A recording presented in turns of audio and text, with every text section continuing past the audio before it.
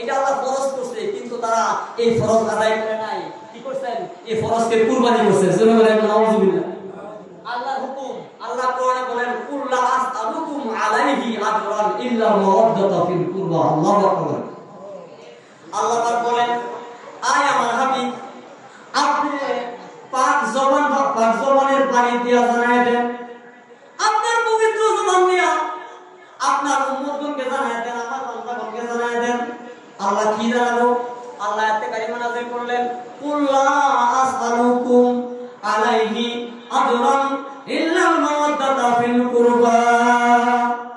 এবার রাসূল বলেন, আল্লাহ পাক রাসূলকে বলেন, রাসূল উম্মতকে বললেন, এবার রাসূল বলেন, হ্যাঁ, হে আমার উম্মতের দল, আমি তোমাদেরকে ঈমান দিলাম, আকিদা দিলাম, হিকমত দিলাম, তওহীদ দিলাম, ইসলাম দিলাম, নামাজ দিলাম, রোজা দিলাম, আল্লাহর মারফত তোমাদেরকে জানাইলাম। এর বিনিময়ে আমি রাসূলুল্লাহ কোনো কিছু চাই না, ইল্লা মাওয়াদ্দাতা ফিল কুরবা। তবে একটা জিনিস চাই, সেটা হলো আমি নবীর আওলাদের ভালোবাসা।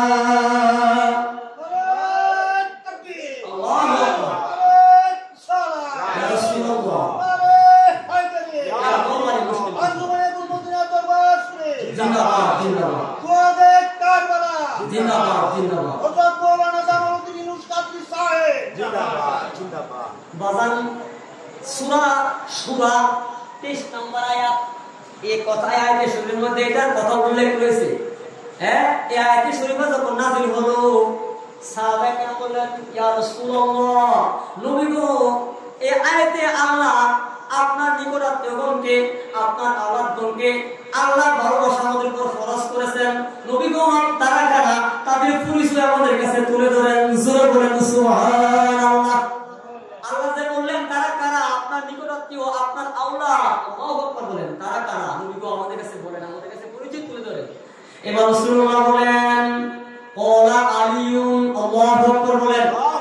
এক নাম্বার, ক্বালা আলিয়ুন ওয়া ফাতিমাতু ওয়া ওয়ালাদাহুমা আইয়ানে মাওলা ইমাম হাসান ওয়া হুসাইন। আল্লাহু আকবার বলেন। রাসূল বলেন, হে আমার সাহাবায়ে কেরাম, তোমরা শুনে রাখো, আল্লাহ পাক এই আয়াতে কারিমায় আমার আওলাদগণকে ভালোবাসার কথা বলেছেন, তাদের ভালোবাসা তোমাদের উপর ফরজ করেছেন।